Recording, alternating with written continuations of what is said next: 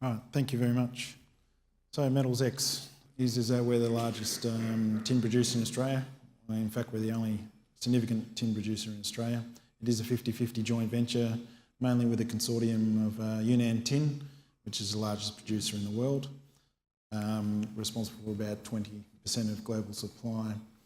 We're also a top 10 copper producer, and we have one of the largest undeveloped nickel deposits in the world and the largest nickel cobalt deposit in Australia. So moving on, we have no debt. We have cash and working capital around 83 million. Our current enterprise value is just over 400 million, market cap around 500. APAC, BlackRock, Jinchuan, Ausbil, we're reasonably institutionalised at this point in time, some board and management. So moving on to the copper, this asset, we acquired this in late 2016. We acquired it off a Indian smelting company that had been trying to operate in Australia. They invested in this, put about $350 million into this in 2006, built a 2.5 million tonne process plant nameplate, which can run up to around 2.75 million tonnes. It had an underground crusher conveyor system capable of over 3 million tonnes. The issue is they ran into a few problems and they were running around 1.4, 1.5 million tonnes. So the obvious thing for us to do was to come along and bring that back into production. It had historically produced at nearly 60,000 tonnes per annum and was running sub 20,000 tonnes of copper production. It started out as an open pit, solvent extraction electro-winning plant under Western Mining. That then got sold to a company called Straits Resources, who didn't have a lot of money at the time, and then it got sold to Ditcher Burla, who was a subsidiary of Hindelco. So this is what the ore body looks like. It's measured, indicated and inferred. The ore body is basically gently dipping 15 degrees down plunge. Historically, it's been mined over only 600 metres over the last 10 years, which has extracted around 20 million tonnes at 2.49% copper. Our objective was to come in. The first thing to do was to start some drilling, which there hadn't been any drilling done for many years. So we drilled to the west, a couple of hundred metres, a couple of hundred metres to the east, a couple of hundred metres down plunge. It was all mineralised.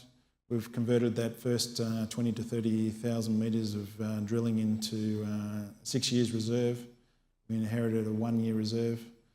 And then the next steps in that is to put a drill drive off the bottom, fan holes every 60, 80 metres and start to work on the next 5 to 10 years of reserves. So this is what the pit shells look like, or the shells, not pits, underground. You can see that a lot of the high grade material runs through the keel of this deposit. So through the bottom here, you can also, this is the sort of what we see, this plunging 15 degrees down plunge here. You can see most of the ore's in the northern component. We backed ourselves and said, well, okay, if we really believe that this is plunging 15 degrees, we went a kilometre away and we drilled 5 holes down plunge. We hit, in 2 of those holes in the northern limb, we hit 30 metres of mineralisation. So we know that it extends not now just 600 metres, but it's over 2.1 kilometres of extent there. So since then, we've been rebuilding all the infrastructure, rebuilding all the machinery, adding some additional machines into the mix. This is nifty. The geophysics tells us, a bit of arm waving, but it tells us that potentially that zinc line goes for another 20 kilometres. So as I said, what we've done is converted the reserve now into 6 years, so we have a reasonable life. We'll continue to do that. We've infill drilled about by 20 by 20 on nearly 95% of that reserve. We've rebuilt equipment, rebuilt the infrastructure. We've just finished in the last, about 6 weeks ago, replacing the conveyor underground, which was 4.2 kilometres of conveyor. So that's the last disruption to the operations. Now we're in a process of starting to ramp up, and September quarter will be the quarter where we start to kick some goals, hopefully, in the process. So our target's to basically go from 20,000 tonne currently, which is fairly close to break even, and then move to 40,000 tonnes by the end of the year in copper production, which means that our cost will go up about 40, but our revenue goes up about 140. So we should be generating $80 to $100 million of cash flow in 2019 from that particular asset.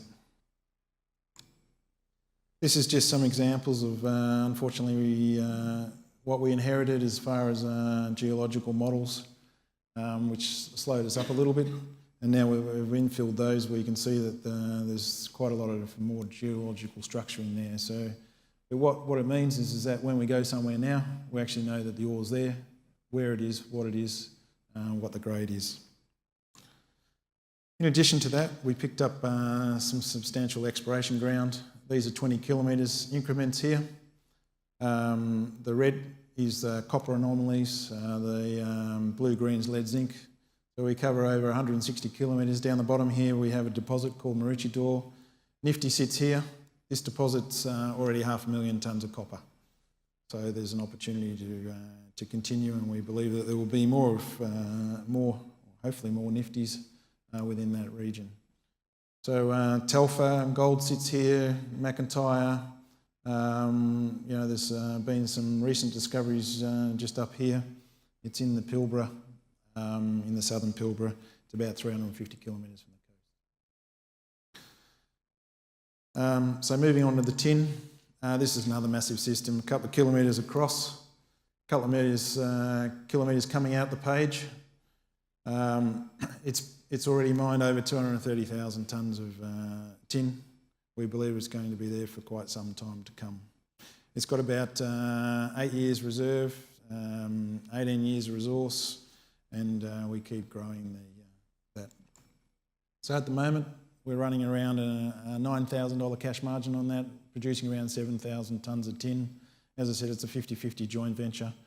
It's generating currently around $35 to $40 million of cash flow. We've just done a small expansion, which is putting in ore sorting. That allows us to expand by about 15 to 20%. And the payback was about 10 months. This is what the ore sorter looks like at this point in time. What ore sorting looks like is what happens is the ore comes down and gets x-rayed by a couple of x-ray machines. It works out the density of the material. If it's got ore in it, what it does is it lets it drop off. If it's got waste, then there's a whole lot of air jets just sitting here, and that flicks off the waste material. So this is what it looks like in slow motion. This is the air jets that sit along the bottom, and as the ore comes off, it either flicks it away or it lets the ore continue into the process. So as I said, we've just implemented this. We spent $15 million putting it in. We're just in commissioning right now, and we hope to be in full production from that ore sorter by the 1st of July, which just means a 15 to 20% increase in capacity, because what happens is we expand the mine, we throw away the waste at the crushing stage, we don't have to touch the process plant just sees higher grade material. So coming out the other end of that, what that means is that we're then running around a $9,000 to $10,000 cash margin at 8,000 tonnes of tin production. So we'll improve our cash flow and reduce our costs slightly. So in addition to that, we have another project which is retreating all the historical tailings. That project, when it's built, it has 100% cash margins. It has IRRs of 37% pre-tax, high 20s post-tax. It's right into, it's been through full feasibility, it's pilot plant tested, everything else. It's about $200 million investment, and we're in EPA approval at the moment, and we should come out of that by the end of the year. So we'll be in the investment decision phase by then. Again, it's a 50-50 joint venture, so each partner needs to find $100 million. And as I said, we'll be generating around $40 million out of the project, regardless being our share. This is just a slide I threw in on the tin market. This came out of Rio Tinto presentation about 3 months ago. It's just trying to show what the impact is, or what's most impacted by new technology, i.e. battery. And surprisingly, tin came out on the top. Now, the reason why tin came out on the top is because it's about the connectivity. In other words, whatever battery you got, whatever you have, you still need to connect it. So the main use for tin is solder, and so tin plays a very important role. It is in batteries. Actually, the largest growth in batteries in very recent times is actually been lead acid batteries, because all the cars are stop-start cars. So they require high-end batteries which contain 1.5 to 2% tin in them. So that market's actually grown significantly in the last 3 years. Moving on to the nickel project. This is Australia's largest nickel cobalt resource. It's probably in the top 15 to 20 in the world. It's been through a plus or minus feasibility study, 25%. It's got a reserve for 40 years, producing 40,000 tonnes of nickel and 3,000 tonnes of cobalt. We stopped drilling it after about 25% of the drilling or the contact zone, because we already got to 50 years resource. So we know that it'll be even longer. The issue with the project though, it's a big project, it needs big capital. So $2.5 billion. So we, in the last cycle, we were working with both the Koreans as well as the Chinese and the Japanese, bringing together a couple of consortiums in regards to financing and developing that. And we got a long way down the path. We signed some MOUs and started to move forward, but unfortunately, as we just started our detail engineering, the nickel price collapsed. So in between that, we've now moved on. We've got EPA approval, which we obtained late 2016. We have the agreement with the traditional owners. We've tested all our water, so this is shovel ready to move forward. We've also looked at the high grade zones.